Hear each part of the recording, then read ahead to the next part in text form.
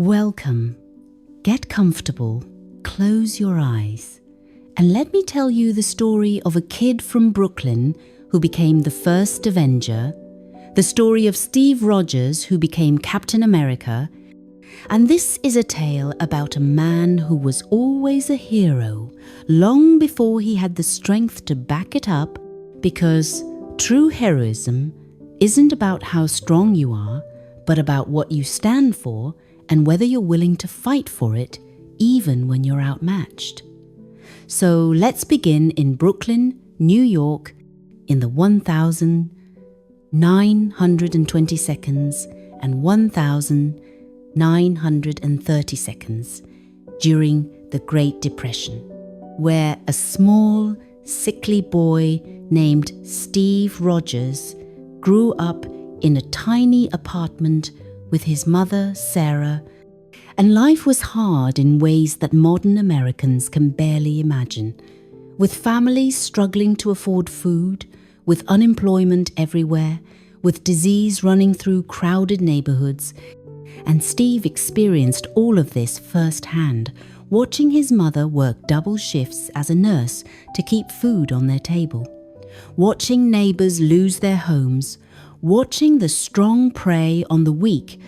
And Steve himself was weak, at least physically, born with a list of medical problems that seemed to grow every year: asthma that made breathing difficult, scoliosis that curved his spine, heart arrhythmia that made exercise dangerous, and a dozen other conditions that left him small and frail and an easy target for bullies.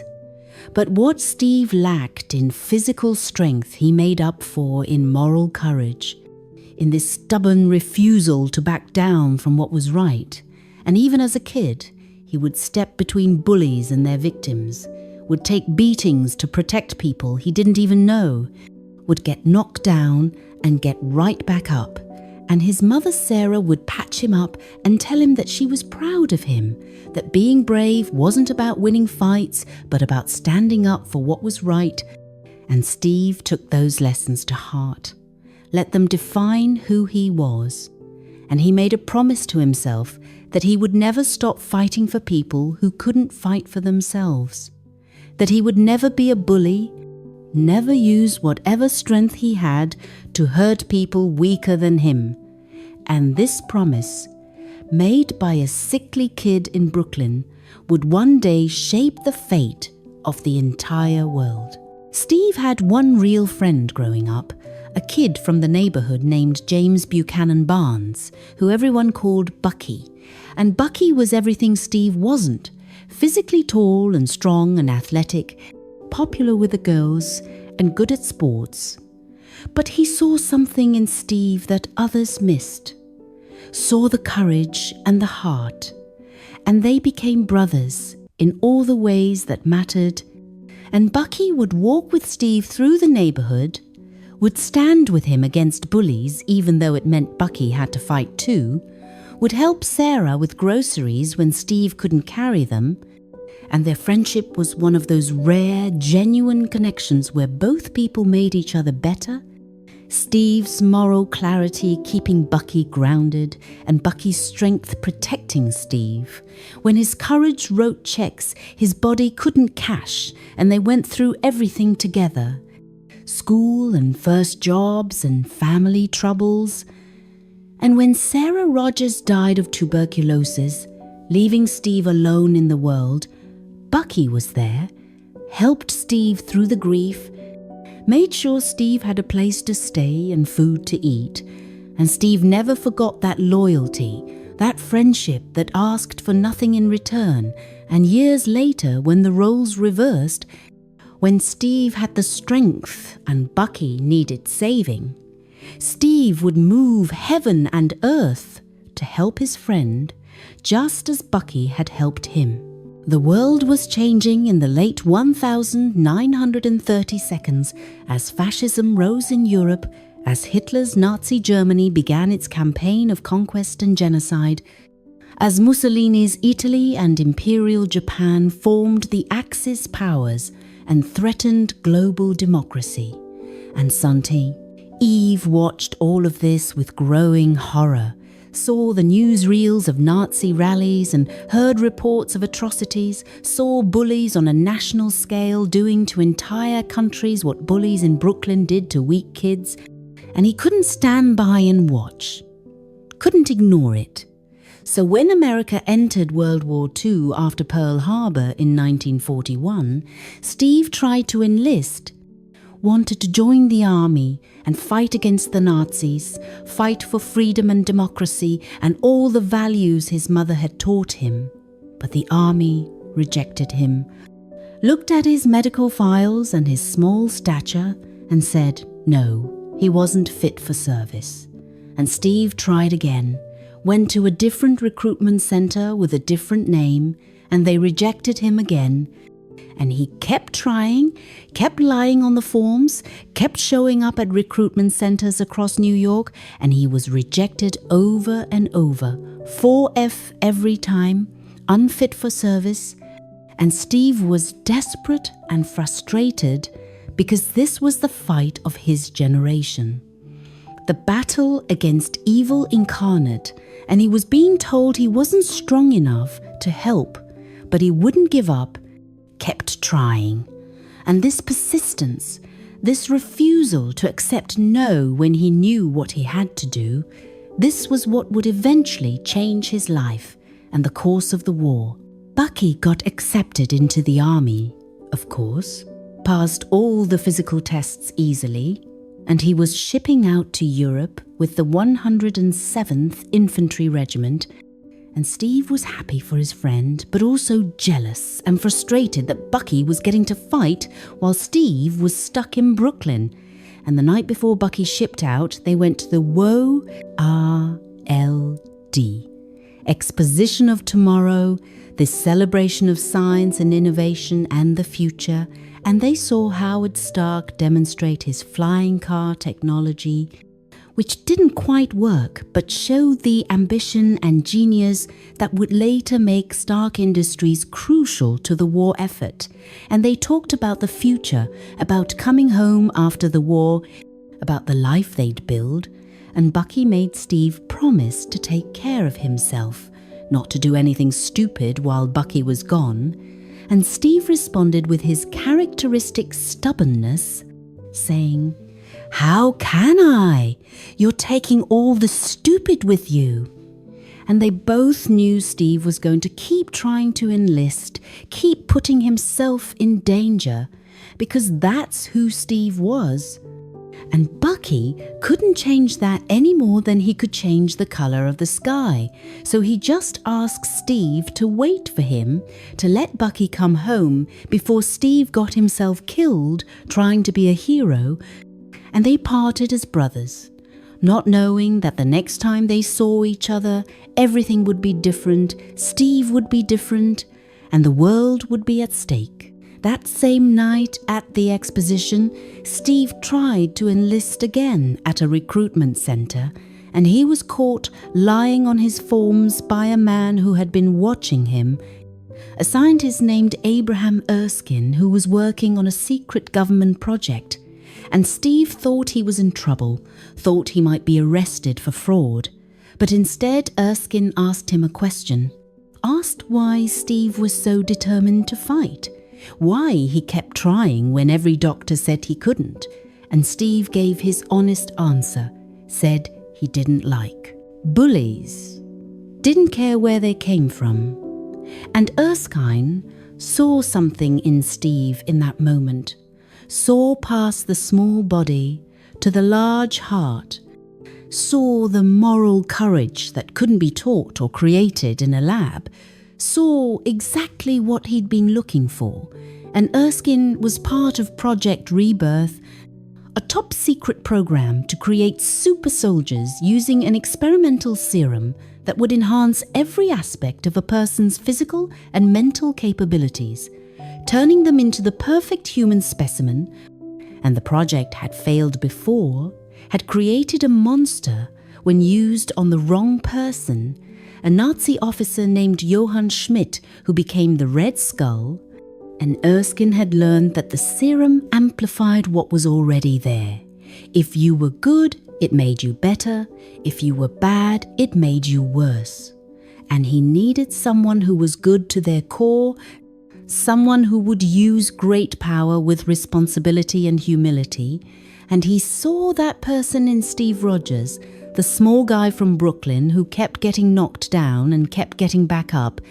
So Erskine recruited Steve into Project Rebirth, got him into the army through the Strategic Scientific Reserve, and Steve finally got his chance to serve, to fight, to be part of something bigger than himself. The training program was brutal, designed for soldiers who were already in peak physical condition. And Steve struggled with every physical challenge, was slower and weaker than every other candidate, couldn't keep up on runs, couldn't do as many push-ups, couldn't climb the obstacles, and Colonel Chester Phillips, who was running the program, wanted to cut Steve, thought Erskine had made a mistake, thought this small, sick kid had no business in the army, let alone in a super soldier program. But Erskine defended Steve, said there was more to being a soldier than physical strength, and the turning point came during a training exercise when Phillips threw a dummy grenade into a group of trainees to see how they'd react, and all the other candidates, all the big strong men, dove for cover, protected themselves. But Steve jumped on the grenade, threw his body over it to absorb the blast and save everyone else, didn't hesitate, didn't think about his own safety, just acted on instinct to protect others. And of course it was a dummy grenade, so Steve wasn't hurt. But Phillips saw what Erskine had seen, saw that Steve had something the other candidates lacked, a willingness to sacrifice himself, a heroism that came from character, not training, and Steve was selected for the procedure, chosen to be the first super soldier, the prototype for an army of enhanced warriors who would help win the war and protect democracy. The procedure took place in a secret lab in Brooklyn, with Erskine and Howard Stark overseeing, with Senator Brand and other military officials watching, with Agent Peggy Carter, a British intelligence officer working with the SSR who had befriended Steve and seen his potential, standing by nervously, and Steve was placed in a metal capsule and injected with the super soldier serum, and Vita rays bombarded his body, and the pain was excruciating, beyond anything Steve had experienced despite a lifetime of illness and beatings, and Erskine almost stopped the procedure when Steve started screaming, but Steve yelled for them to keep going, and the process completed. And when they opened the capsule, Steve emerged transformed, 6 inches taller, 100 pounds heavier, all of it muscle, his body now a perfect specimen, strong and fast and healthy for the first time in his life, and everyone was amazed. The experiment had worked. Project Rebirth was a success. But then a Hydra agent who had infiltrated the observation room killed Erskine and tried to steal the serum. And Steve chased him down through the streets of Brooklyn.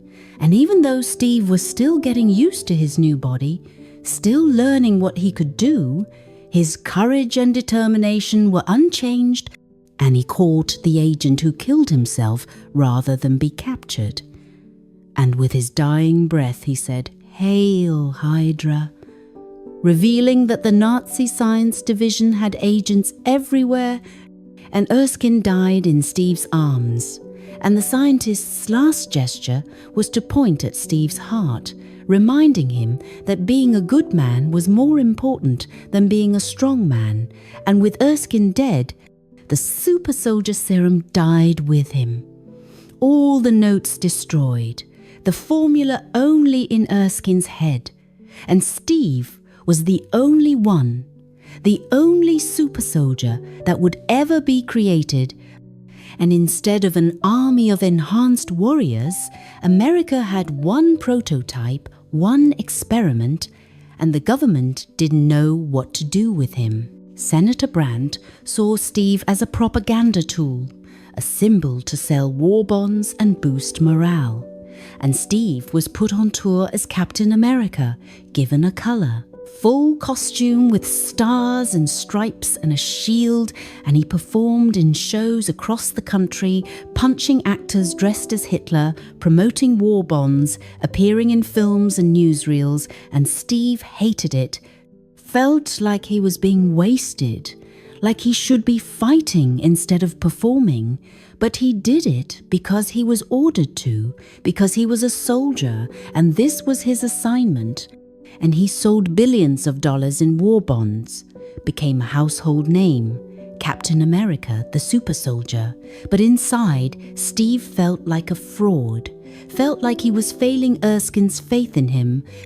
And when he was sent overseas to perform for actual soldiers, troops who were fighting and dying, they booed him off stage, threw tomatoes at him, called him a joke, because they were real soldiers facing real combat, and here was this propaganda puppet dancing for them in a costume, and Steve was humiliated and angry and desperate to actually contribute, to use his abilities for something real. And his chance came when he learned that the 107th Infantry Regiment, Bucky's unit, had been captured by Hydra forces behind enemy lines, and everyone said they were dead, or as good as dead, that a rescue mission was impossible, that the terrain was too difficult, and the Hydra forces too strong, but Steve wouldn't accept that, couldn't accept losing Bucky without trying. So he went AWOL, convinced Howard Stark and Peggy Carter to fly him behind enemy lines, and he infiltrated the Hydra facility alone, just Captain America with his shield, no backup, no plan beyond finding his friend and bringing him home.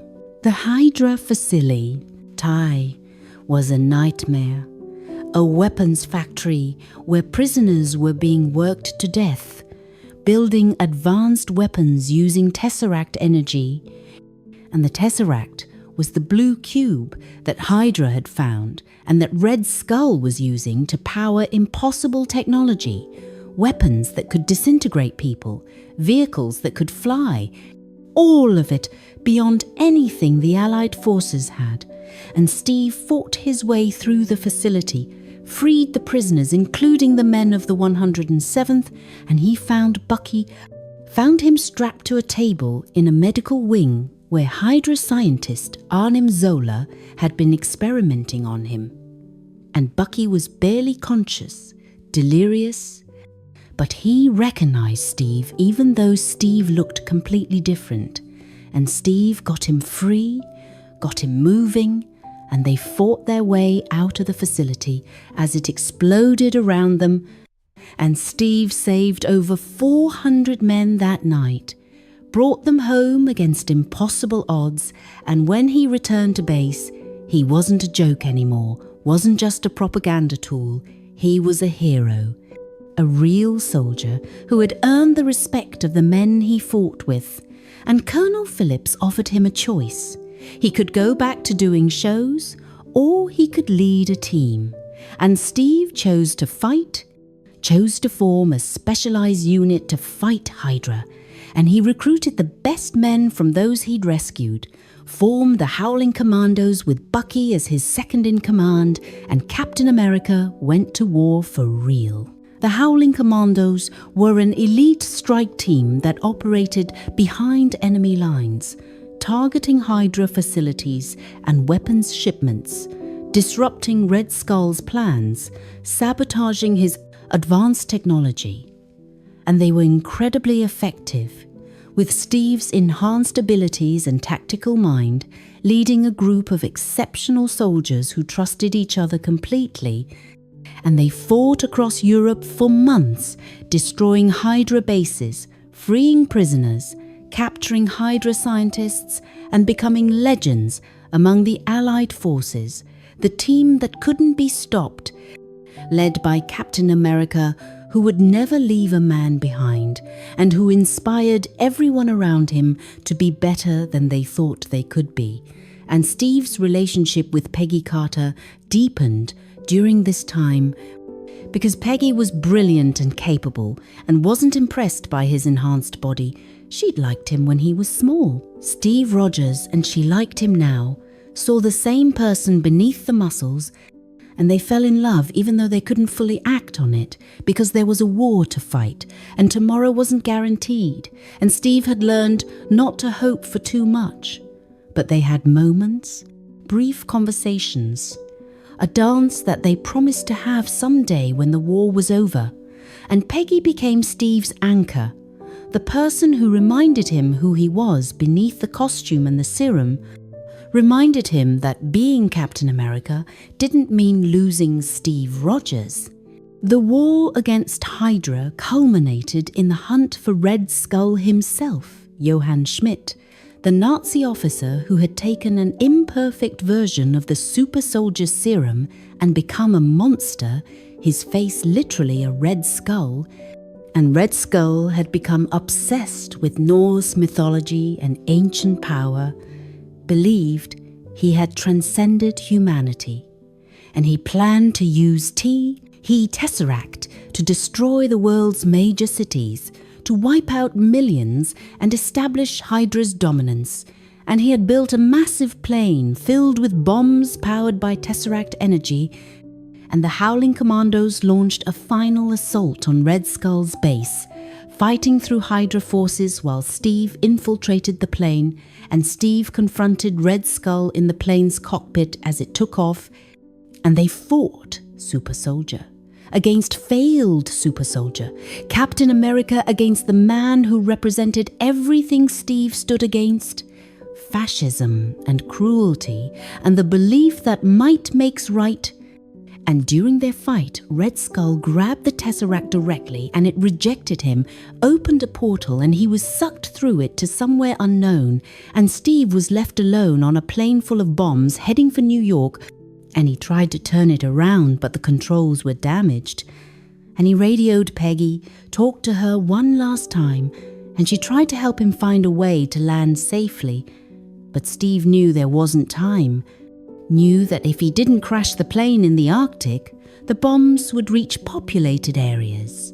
So he made the call, made the sacrifice, told Peggy about that dance they were supposed to have, said he was sorry he'd be late, and he crashed the plane into the Arctic ice, and the Tesseract's energy flash froze everything, and Steve Rogers died, or everyone thought he died. Captain America was gone, lost in the ice, and the world mourned its hero, and Peggy Carter lived the rest of her life with the memory of that last conversation, that final goodbye from the man she loved who had chosen to save millions of strangers instead of saving himself. But Steve didn't die in the ice.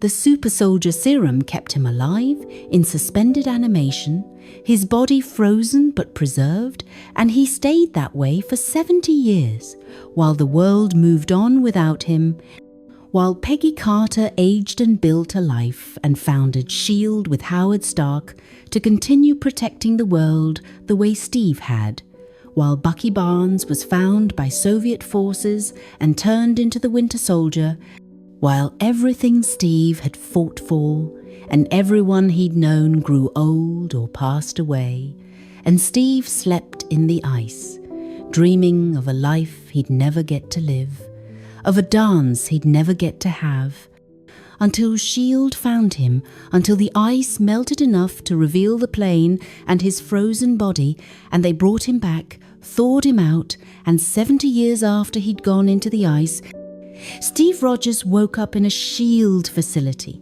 and the first thing he noticed was the radio playing a baseball game.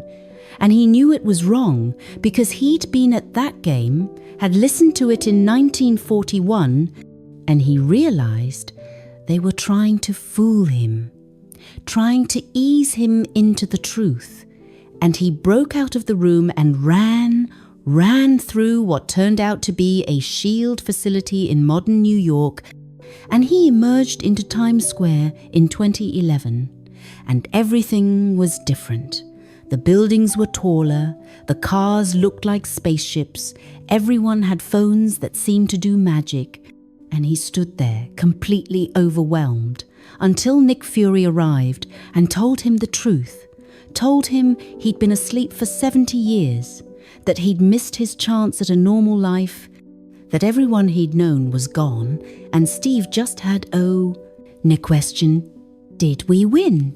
And Fury said yes, they'd won the war, the world was safe because of Steve's sacrifice, and Steve nodded and tried to process this, tried to understand that he was a man out of time, that the world had moved on without him, and he'd never see Peggy again, never have that dance, never get to live the life he'd dreamed about during those long missions.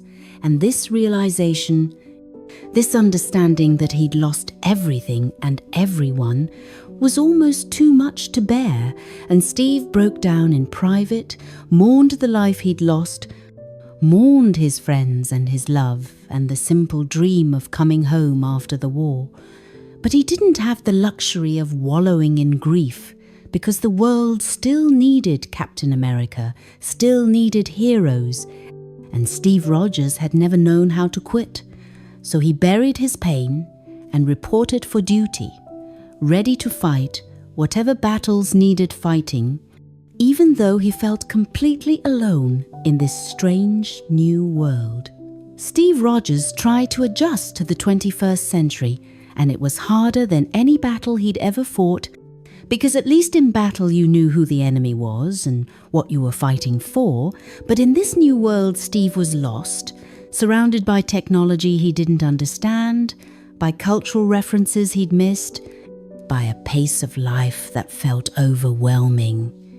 And S.H.I.E.L.D. tried to help, gave him an apartment in Brooklyn not far from where he'd grown up, gave him assignments to keep him busy, tried to integrate him into the modern world, but Steve felt like a ghost, like he was walking through a world that wasn't his, and he'd go on mourning, runs, trying to process everything, running lap after lap around the National Mall in Washington, D.C., lapping other runners, and one of them was Sam Wilson, an Air Force pararescue veteran who was counseling other veterans dealing with PTSD, and Sam noticed this guy who kept running past him like it was nothing, and they struck up a friendship, and Sam became one of the first real connections Steve made in this new world. Someone who understood loss and adjustment and trying to find your place. And Sam told Steve about his own struggles after losing his partner Riley during a combat mission. And Steve opened up about feeling disconnected from everything, and they bonded over being men who'd served and sacrificed and were trying to figure out what came next. And this friendship, built on mutual respect and understanding, would become one of the most important relationships in Steve's new life. Because Sam saw Steve not as Captain America the legend, but as Steve Rogers the man. And that distinction mattered more than Sam probably knew. Nick Fury brought Steve into S.H.I.E.L.D. and the Avengers Initiative, explaining that they were facing threats that required heroes. And Steve was skeptical at first, wary of working for a massive secret organization that reminded him too much of the kinds of shadowy agencies that Hydra had been. But Fury convinced him that S.H.I.E.L.D. was different, was working to protect people, and Steve needed purpose, needed a mission, so he agreed to help. And his first assignment was studying Hydra files, learning what had happened to Hydra after the war.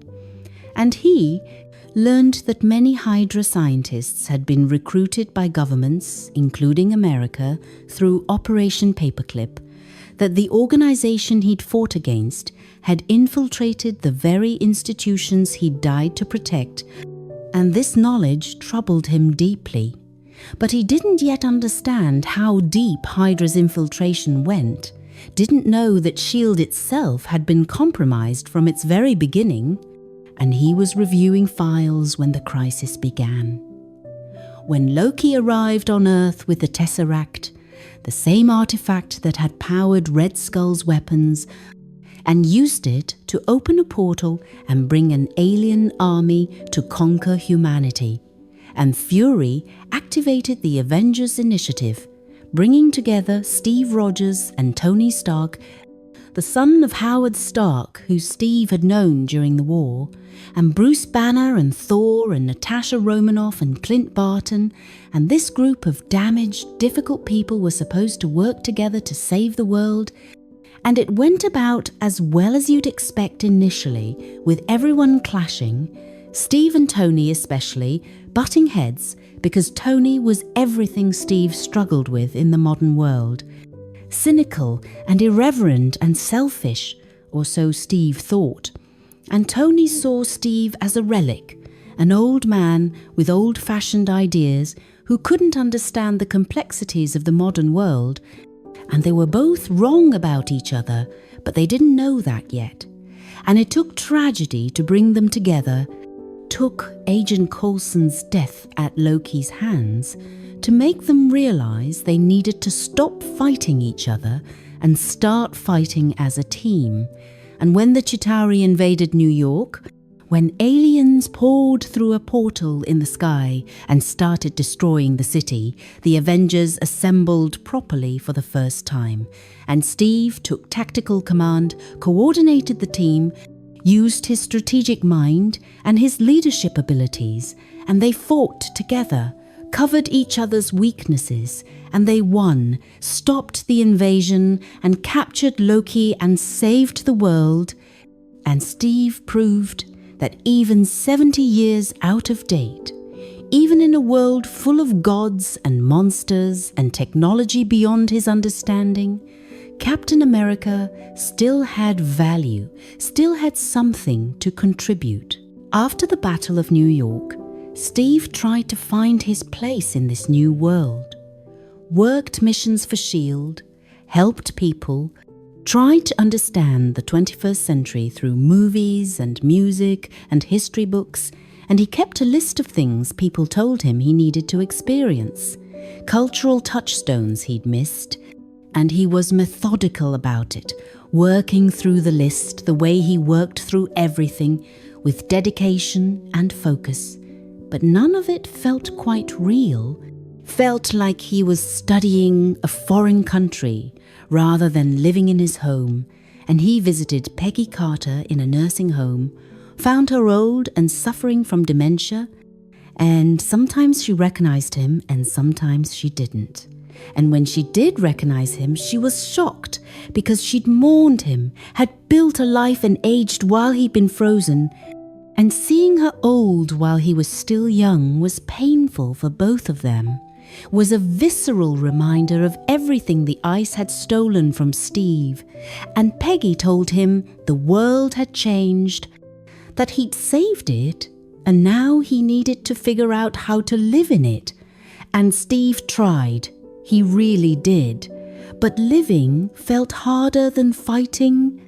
And when S.H.I.E.L.D. assigned him to a mission with Natasha Romanoff to rescue hostages from pirates who'd seized a S.H.I.E.L.D. vessel, Steve discovered that Natasha had a separate mission he hadn't been told about, was extracting S.H.I.E.L.D. data while Steve handled the rescue. And this deception, this compartmentalization, reminded Steve of why he'd never fully trusted large organizations, and he confronted Fury about it, about the secrets and the lies. And Fury showed Steve Project Insight, 3 massive helicarriers that would use satellites and algorithms to identify threats before they acted and eliminate them with precision weapons. And Steve was horrified because this was pre-crime, was executing people for things they hadn't done yet, was exactly the kind of thing Hydra would have done, using fear to justify controlling people. And he told Fury this was wrong, that freedom meant accepting risk, that you couldn't sacrifice liberty for security without losing both. And Fury dismissed his concerns as old-fashioned thinking, and Steve left feeling more isolated than ever, feeling like maybe he didn't belong in this world. Maybe Captain America was a relic that the modern world had moved past. Then Nick Fury was attacked, shot multiple times by an assassin called the Winter Soldier who had a metal arm and fought with terrifying efficiency, and Fury barely escaped, made it to Steve's apartment and warned him that S.H.I.E.L.D. was compromised, that he couldn't trust anyone. And he gave Steve a flash drive with files before collapsing, and the Winter Soldier attacked again, shot through Steve's wall and hit Fury, and Steve pursued the assassin but couldn't catch him, and Fury died, or seemed to die, and Steve was framed for his murder, was suddenly a fugitive hunted by S.H.I.E.L.D.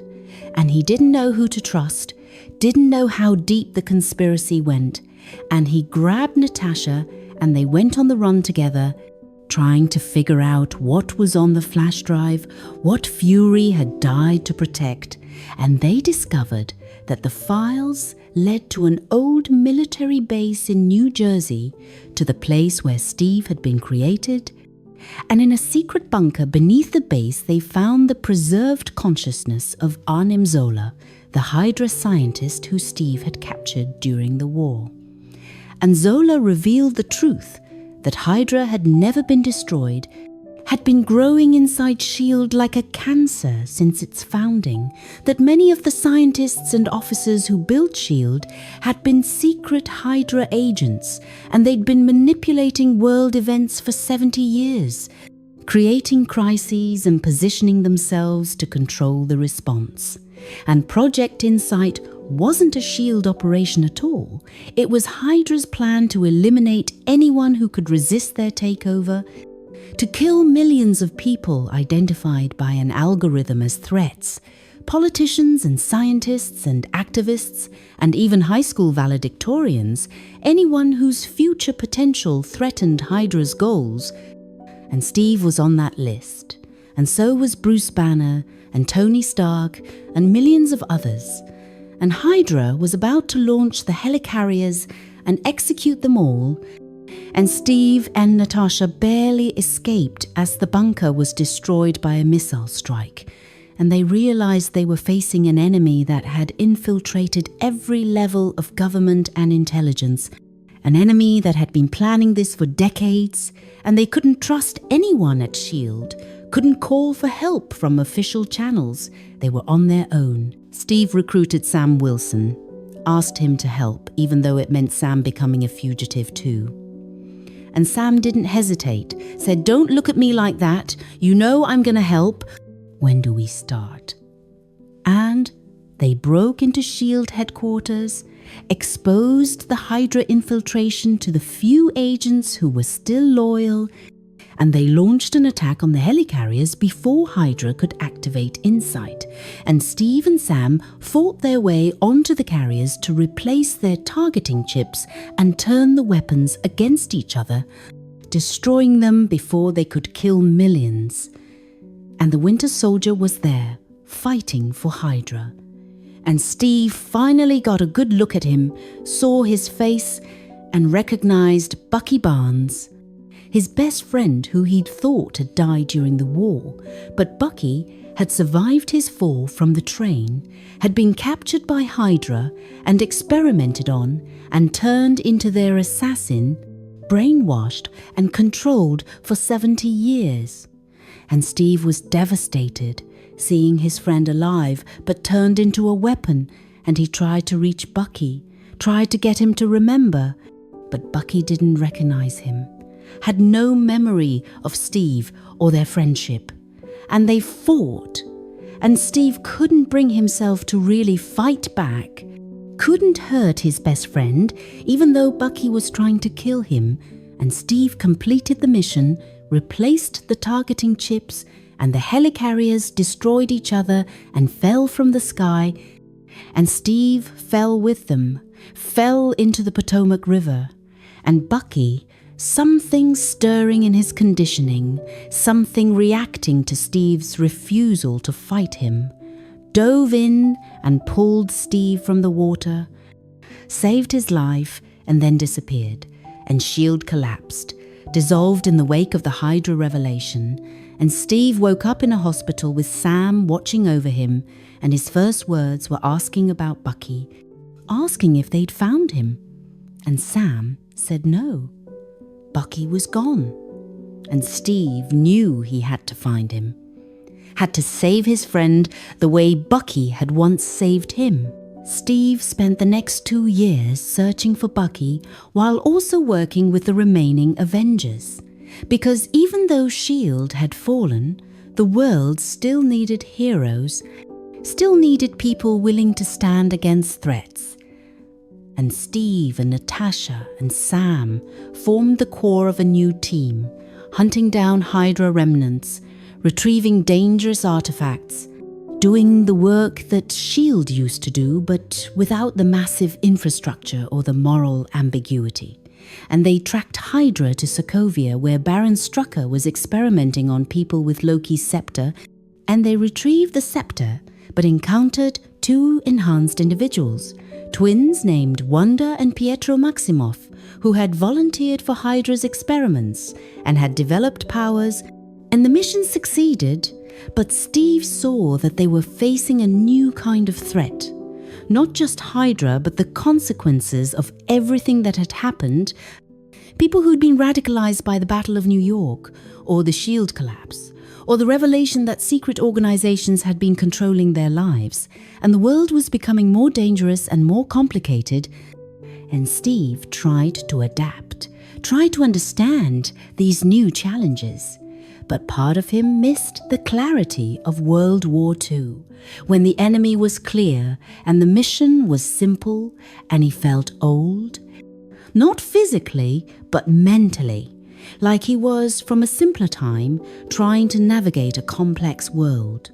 Tony Stark's creation of Ultron, an artificial intelligence designed to protect Earth that instead decided humanity needed to be destroyed, tested the Avengers in ways they'd never been tested before, and it tested Steve's relationship with Tony especially. Because Steve saw Ultron as exactly what he'd warned about, the dangers of trying to control everything, of not accepting that freedom meant risk. And Tony had created Ultron in secret without consulting the team, the same kind of deception Steve had opposed at S.H.I.E.L.D., and they argued about it, about trust and accountability, and whether Tony's genius gave him the right to make decisions that affected everyone. And the argument was really about their different philosophies. Tony's belief that the world could be made safe through technology and control, Steve's belief that freedom and choice mattered more than safety, and neither was entirely right or entirely wrong.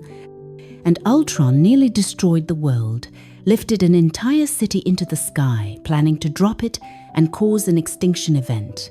And the Avengers stopped him, but thousands died in Sokovia during the battle, and the world started questioning whether the Avengers were heroes or threats, whether people with that much power should be allowed to operate without oversight.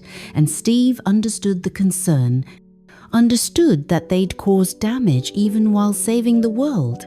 But he also knew that committees and governments moved too slowly, that sometimes heroes needed to act even when it wasn't authorized.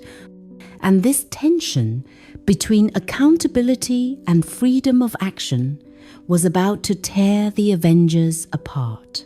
The Sokovia Accords were proposed by the United Nations, a document that would place the Avengers under international oversight, requiring them to only act when authorized, led by a UN panel. And Tony supported the Accords, felt guilty about Ultron and Sokovia, and believed they needed someone to check their power, needed accountability. And Steve opposed them, worried that politics would prevent the Avengers from doing what needed to be done, that governments had agendas and the Avengers needed to be free to act based on conscience, not authorization. And both had valid points. Both were arguing from positions of principle and experience. Tony remembering how his weapons had been used by terrorists and how Ultron had nearly destroyed everything. Steve remembering how S.H.I.E.L.D. had been compromised and how governments could be controlled by evil people. And the debate became personal when a terrorist attack at the UN in Vienna killed King T'Chaka of Wakanda, and security footage showed Bucky Barnes, the Winter Soldier, planting the bomb. And Steve knew Bucky wouldn't do that, knew his friend was being framed, and he went to protect Bucky, went to bring him in peacefully before he was killed by the authorities who wanted vengeance. And this put Steve in direct opposition to Tony and the Accords supporters, made him a fugitive again. And T'Challa, the new Black Panther seeking revenge for his father, pursued Bucky. And Steve protected his friend, and they were all captured and brought in by the authorities, and Bucky was imprisoned. And Steve tried to explain, but Tony and the others thought he was letting friendship cloud his judgment, thought he was protecting a terrorist. The truth was more complicated, because Bucky had been framed by Helmut Zemo, a Sokovian whose family had died during the Ultron attack and who blamed the Avengers. And Zemo's plan was to tear the Avengers apart from within by making them fight each other, and he succeeded because when Bucky was imprisoned in a secure facility, Zemo posed as a psychiatrist and used Hydra's trigger words to activate Bucky's Winter Soldier programming, and Bucky escaped and people died. And Steve went after him with Sam, and they caught him and broke through the programming, and Bucky told them about the other Winter Soldiers, super soldiers that Hydra had created and that Zemo was trying to release. And Steve believed they needed to stop Zemo before he unleashed these soldiers. But he couldn't get authorization because he was violating the Accords. So he went rogue, recruited Wanda, and Clint and Scott Lang formed his own team. And Tony recruited his own team, including Black Panther and a kid from Queens named Peter Parker, who Tony had given a high-tech Spider-Man suit. And the two teams met at an airport in Leipzig. And what followed was the most heartbreaking battle in Avengers history. Friends fighting friends. People who'd saved the world together now on opposite sides. And Steve tried to avoid hurting anyone, tried to just get through so he could stop Zemo. But Tony was trying to capture them and bring them in, believing that was the right thing to do. And the fight escalated, and Rhodey was severely injured when he fell from the sky after being accidentally shot by Vision. And Tony was devastated, and Steve and Bucky escaped, and most of Steve's team was captured and imprisoned in the Raft, an underwater prison for enhanced individuals. And Steve and Bucky and Sam went to Siberia to stop Zemo, and Tony, having learned the truth about Zemo's plan, followed to help them. They found Zemo in an abandoned Hydra facility, and the other Winter Soldiers were dead. Zemo had killed them. Because they'd never been his real goal, he just needed to lure the Avengers there, needed to show Tony something, and he played footage from the 16th of December 1991, footage of the Winter Soldier murdering Howard and Maria Stark, Tony's parents, and Tony watched his parents being killed by Bucky Barnes, watched his mother being strangled, watched his father calling for help, and Tony turned to Steve and asked if he knew, and Steve admitted he'd known that Hydra ordered the hit even if he hadn't known specifically that Bucky carried it out, and this betrayal, learning that his parents were murdered and that Steve had hidden this from him, shattered Tony, and he attacked Bucky trying to kill him. And Steve fought back to protect his friend, and they destroyed the facility and each other. And Tony asked Steve if he deserved to die for the things he'd done as the Winter Soldier, things he'd been brainwashed to do, and Steve said no, said Bucky was a victim, not a villain. And Tony said, so was I.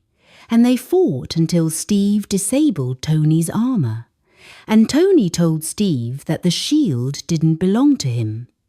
that Howard had made it, and Steve didn't deserve it if he was going to protect the man who killed Howard, and Steve left the shield, walked away from Captain America, helped Bucky, and then broke his team out of the Raft prison, and he went into hiding, became a fugitive operating in the shadows, and he sent Tony a letter apologizing and saying that he'd always be there if Tony needed him, that the Avengers were Tony's family as much as Steve's, and Tony read the letter and didn't respond, and the Avengers were broken, the family was shattered, and it was Steve's fault as much as Tony's, both of them too stubborn and too principled to compromise, both of them right and wrong in different ways.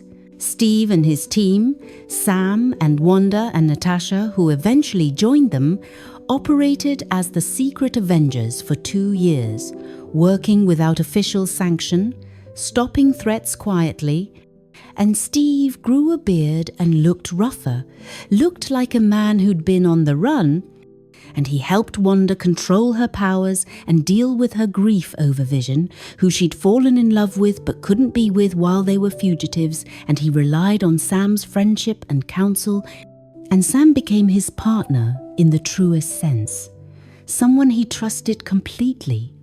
And they did good work, saved lives, stopped bad things from happening, but Steve felt the absence of the team, felt the wrongness of the Avengers being divided, and when Thanos' forces attacked Earth looking for the Infinity Stones, when the Black Order arrived to take the Mind Stone from Vision's head, Steve and his team came out of hiding to help, went to Wakanda where T'Challa had offered them sanctuary, and for the first time in 2 years, Steve saw Tony's number on his phone, saw that Tony was calling for help.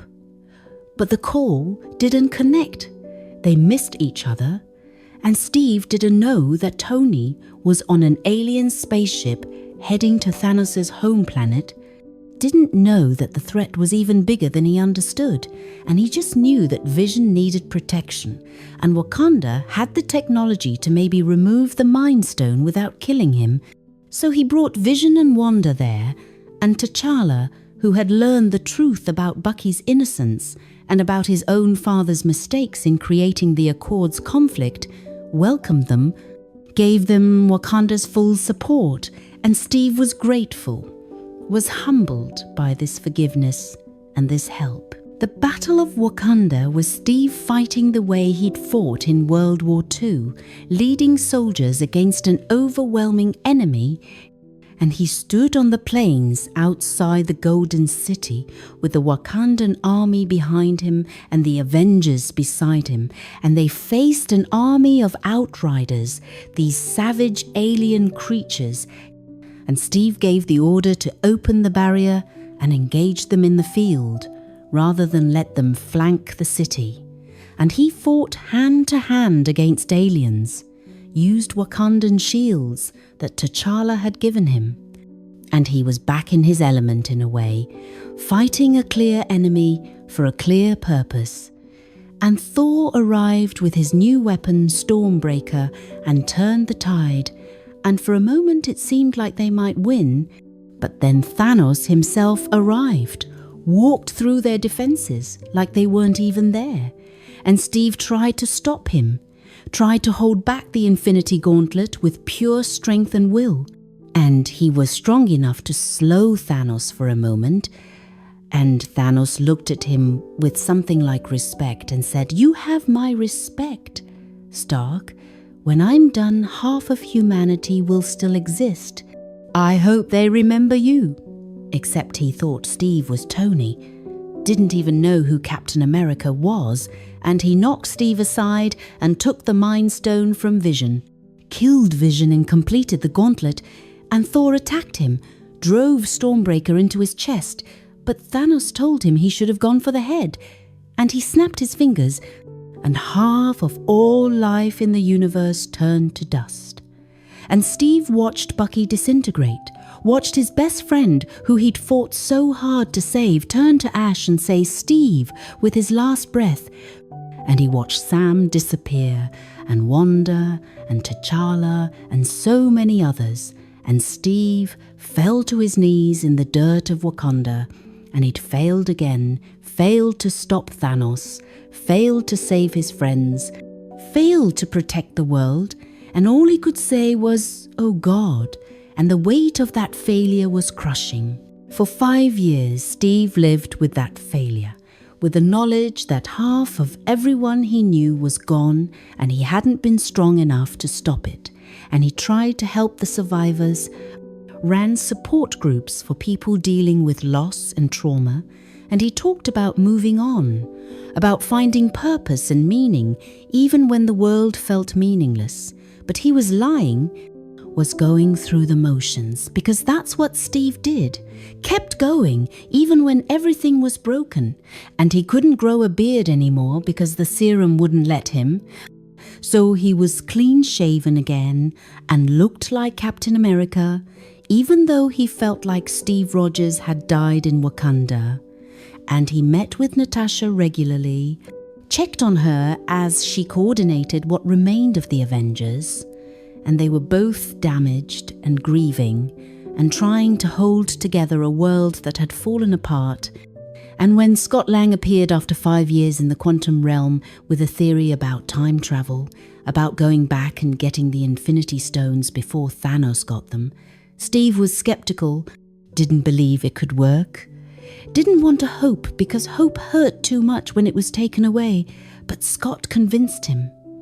And they went to Tony, asked for his help, and Tony said no initially, had built a life with Pepper and their daughter Morgan, and didn't want to risk it, and Steve understood, told Tony that he was happy for him, and there was something in that moment. These two men who had fought and lost and hurt each other, finding a moment of genuine connection and respect. And Tony eventually couldn't resist the puzzle, figured out time travel and agreed to help.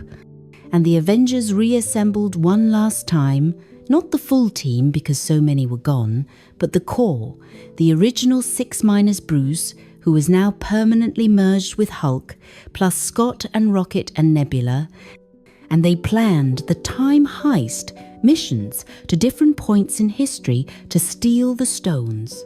Steve was assigned to go back to 2012, to the Battle of New York, to get the Mind Stone and the Time Stone, and he went with Tony and Scott and Bruce, and being back in 2012 was surreal, seeing himself as he'd been right after waking up from the ice, seeing the Avengers when they were new and whole, and he had to fight his past self to get the Mind Stone.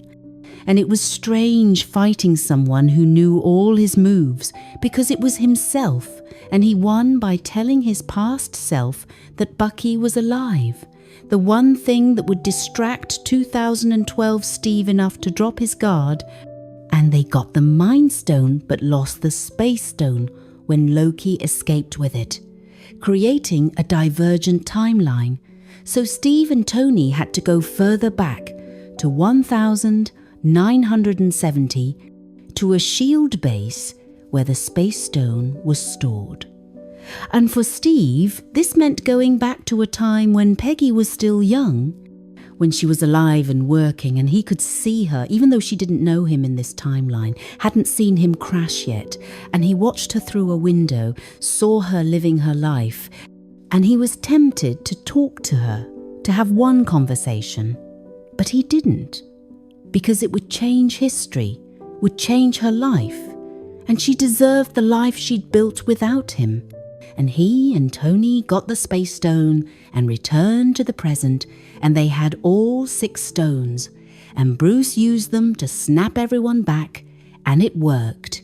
Everyone who'd been dusted returned, but then Thanos from 2014 came through time with his army, and the final battle began. The biggest fight Steve had ever been part of, and he stood alone facing Thanos' entire army, his shield broken, his body exhausted, and he was ready to fight anyway, ready to die fighting. And then Sam's voice came through his comm saying, "On your left," and portals opened, and everyone came back. all the heroes returned from the dead. And Steve saw Bucky and Sam and everyone, and he said the words he'd been waiting to say: "Avengers assemble." And they charged, and they fought, and Tony used the Infinity Stones to snap Thanos away, and it killed him. And Steve watched another friend die, watched Tony Stark give his life to save everyone, and Steve had never fully made peace with Tony, had never properly apologized or rebuilt their friendship, and now it was too late. After Tony's funeral, after saying goodbye to the man who had been his friend and rival and fellow Avenger, Steve was assigned the task of returning the Infinity Stones to their proper timelines, using the quantum realm to travel back to each moment they'd taken a stone and put it back. And he said goodbye to Sam and Bucky, told them he'd be back in 5 seconds, and he returned the stones one by one.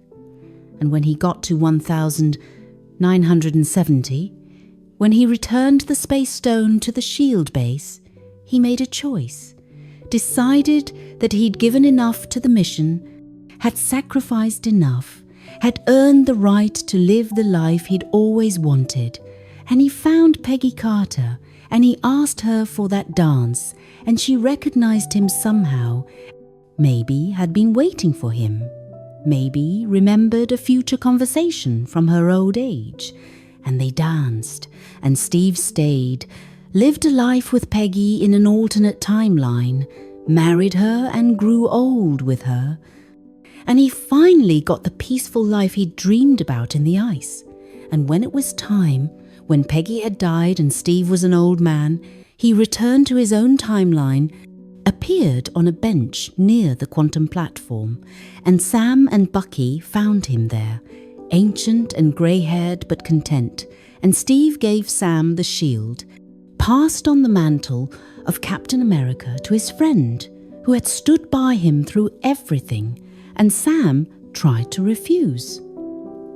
Said the shield was Steve's, but Steve told him to try it on, and it fit, and Steve smiled, and Sam asked if he wanted to tell him about the life he'd lived, and Steve said no, and they sat together, 2 old friends, and St. Eve Rogers finally rested, finally let go of the burden he'd been carrying since that night in Crime Alley, since Erskine's death, since the ice, finally allowed himself to be just a man who'd done his duty and earned his peace.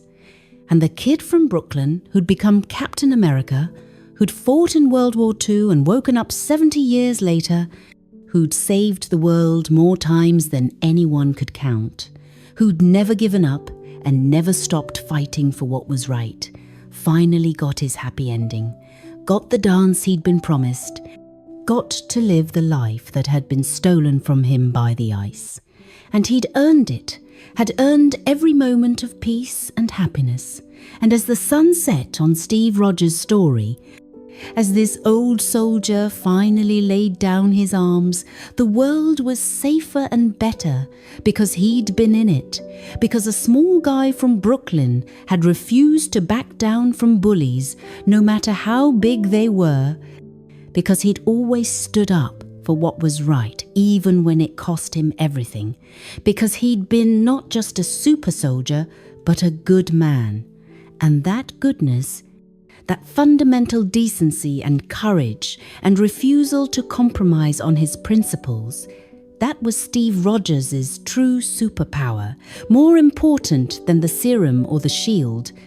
And his legacy lived on in Sam Wilson, who would carry the shield forward, in Bucky Barnes, who Steve had saved from darkness, in every person Steve had inspired to be better, to stand up, to fight. And that legacy, that example of what heroism truly meant, would endure long after Steve was gone, would continue inspiring people to be heroes in their own lives, to stand against injustice, to protect those who couldn't protect themselves, to never give up even when everything seemed hopeless, just like Steve Rogers, just like Captain America, the man who proved that courage wasn't about being the strongest or the fastest, but about standing up when it mattered, about doing what was right even when it was hard, especially when it was hard. And as you drift off to sleep thinking about the Star-Spangled Man with a plan, remember that heroes aren't born. They're made through choices, through the decision to stand when others run, to speak when others are silent, to fight when others surrender. And Steve Rogers made those choices every single day, from Brooklyn to the ice to the modern world to his final battle. And he showed us all what it means to be truly heroic, truly good, truly worthy of the mantle of hero. And rest now, sleep peacefully, knowing that somewhere in the multiverse, Steve Rogers got his dance, got his happy ending, got the life he deserved, and the world is better for having had Captain America, better for having had Steve Rogers, the greatest hero of them all, not because he was the strongest, but because he was the best of us. And that's the story of Captain America. The man out of time who saved the world and finally found his way home. The soldier who never stopped fighting and finally earned his rest. The hero who inspired us all to be better, braver, kinder, and whose shield now passes to the next generation, the symbol enduring even as the man rests. Because Captain America was never just Steve Rogers, it was an idea. The idea that anyone can stand up, anyone can be a hero, anyone can make a difference if they're willing to try. And Steve tried every single day of his extraordinary life, and he succeeded. Saved the world and got the girl and lived happily ever after. And that's the ending he deserved. That's the ending we all wanted for him. And now he rests, and we remember. And we try to live up to his example. And we sleep peacefully knowing that heroes like Steve Rogers existed, that good people make the hard choices, that the world can be saved if enough people decide to stand up. And good night, sleep well, and may your dreams be filled with dancing and peace, and the knowledge that you too can be a hero, just like Steve Rogers showed us all, just like Captain America proved was possible. One choice at a time, one stand at a time, one act of courage at a time, until the world is saved and the shield is passed and the story comes to its perfect, peaceful end.